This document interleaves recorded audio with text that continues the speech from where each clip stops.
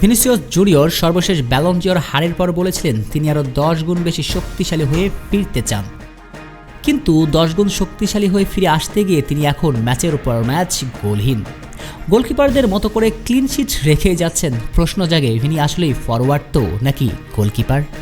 না, Vini goalkeeper নন, সাম্বা তারকা world class forward, কিন্তু বর্তমান যে পরিস্থিতিতে দাঁড়িয়ে আছেন সেটা মাথায় নিলে তাকে গোলকিপারের সঙ্গে তুলনা না দেবার কোনো উপায়ও আছে কি?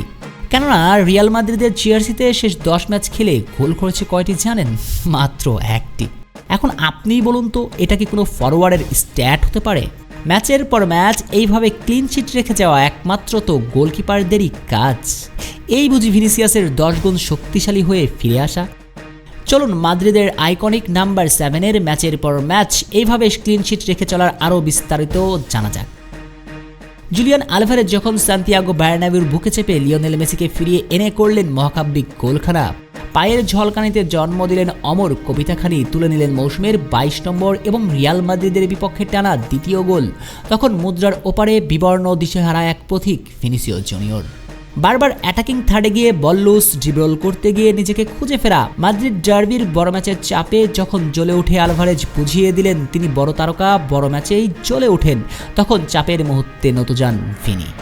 সাম্বা তারকা শেষ রাতে কতটা বিবর্ণ ছিল সেটা স্পষ্ট করার জন্য তার পারফরম্যান্সের গ্রাফের এই ছবিটাই হয়তো যথেষ্ট।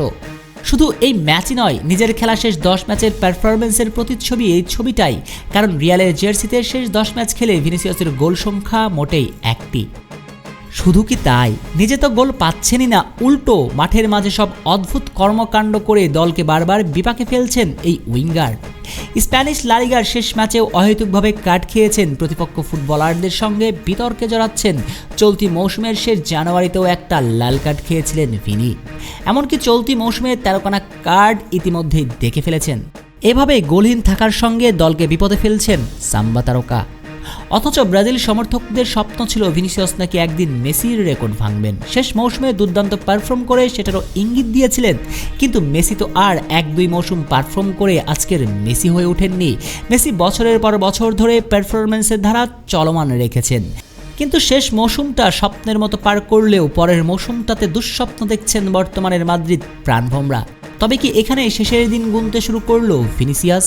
এখানে ডুবে যাচ্ছে ভিনিসিয়াস নামের সেই সূর্যটা? সেটা বলার সময় এখনো হয়নি। নিশ্চয়ই ভিনিসিয়াস জুনিয়র হয়তো দুর্দান্ত একটা কামব্যাকই দিবেন, কিন্তু তাদের জন্য বলা যারা মেসির সঙ্গে ভিনির তুলনা দেন, এবার অন্তত মুখে কুলু পেটে দিন মেসি মেসি। মেসির সঙ্গে এই ভিনির তুলনা করা নেহাতি হাস্যকর ছাড়া আর কিছুই নয়।